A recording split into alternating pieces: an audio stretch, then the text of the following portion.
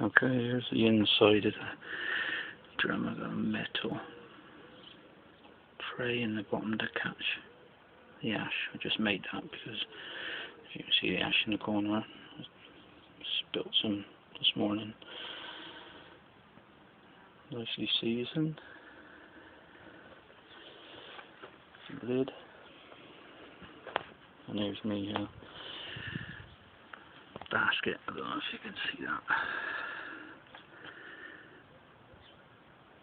An old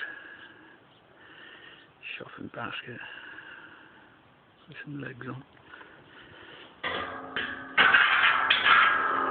Fits in there. Like so. There's a bit of stainless steel mesh where you use from your food rack. Fits in like that. Here's a closer view of the vents. Just open up. So there's 3 of those around. And use a